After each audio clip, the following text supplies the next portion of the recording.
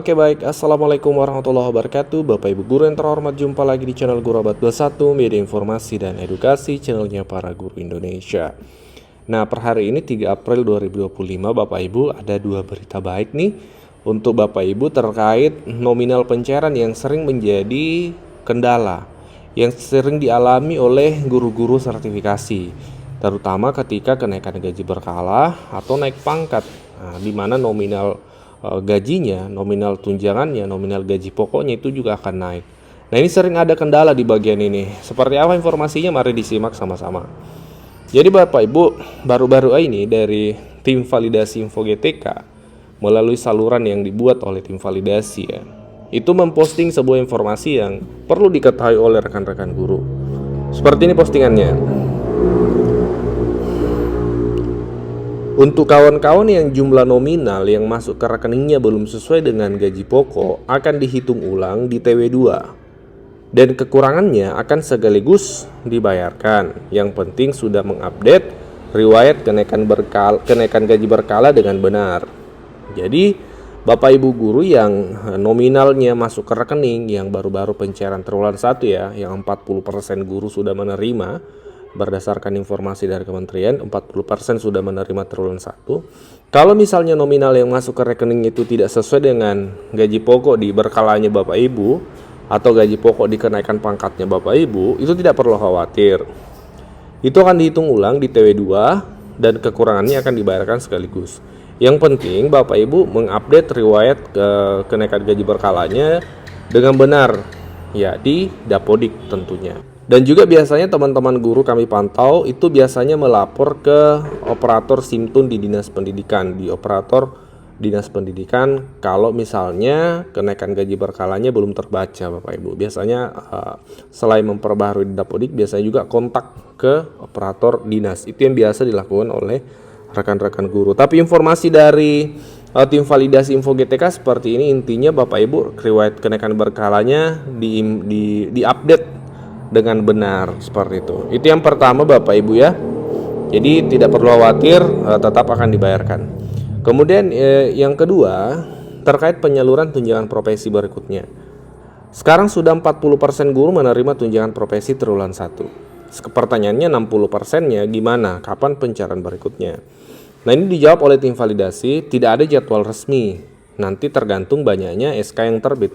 Jadi sepertinya menunggu SK terbit ya. Kalau sudah cukup banyak baru disalurkan lagi. Jadi memang bertahap ya, seperti itu.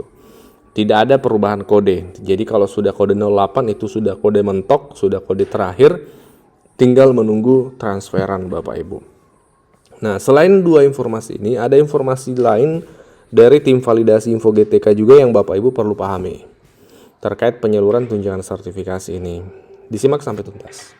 Dan beberapa hal lain juga disampaikan, ditanyakan oleh Bapak Ibu guru di channel Gue Kepo Channel. Bapak Ibu sekali lagi bisa dipantau channel ini. Channel ini adalah salah satu channel milik tim validasi Info GTK. Pertanyaannya seperti ini, maaf Pak, mau tanya Pak Nazar, untuk SKTP 2025 sudah terbit, namun pencairannya tertulis transfer melalui daerah, bukan transfer pusat. Apa yang harus diperbaiki? Ini kan banyak juga nih pertanyaan teman-teman guru, karena kalau kita cek Info GTK itu masih tertulis transfer daerah. Keterangan dari operator atau tim validasi Info GTK seperti ini, tidak ada yang perlu diperbaiki.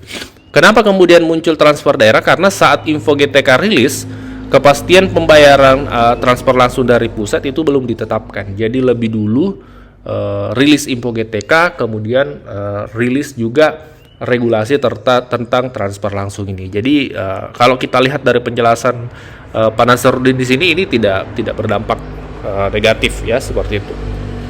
Kemudian yang berikutnya, pertanyaan dari teman-teman guru yang mungkin juga mewakili pertanyaan dari teman-teman yang lain seperti ini.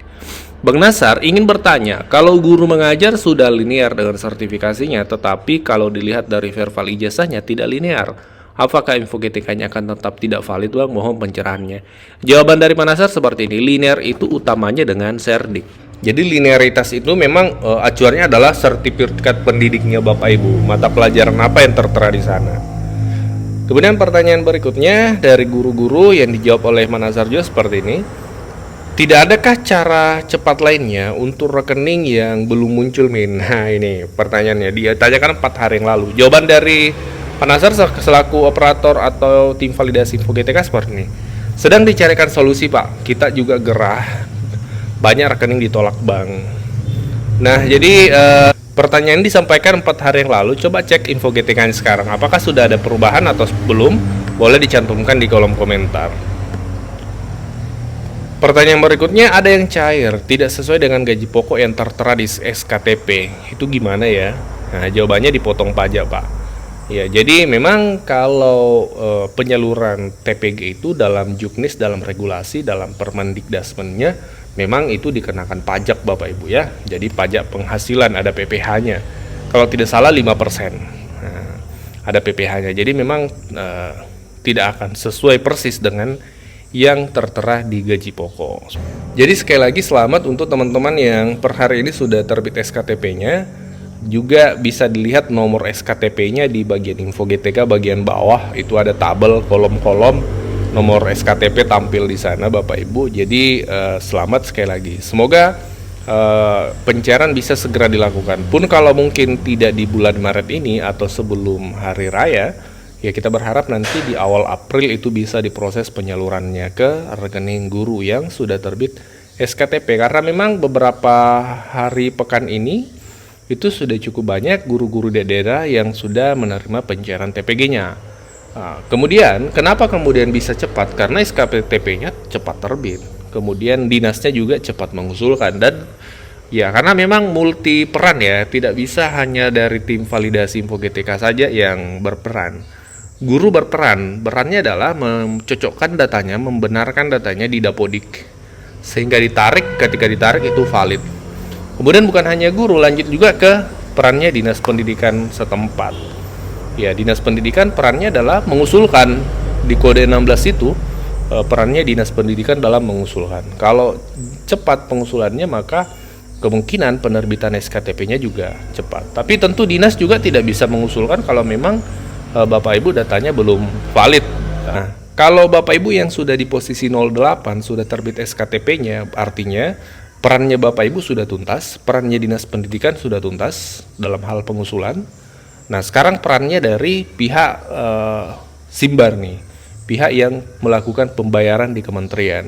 Nah, kita tunggu apakah memang akan diproses meskipun statusnya belum verifikasi bank, atau harus menunggu setelah dinyatakan rekening aktif di bagian validasi rekening itu.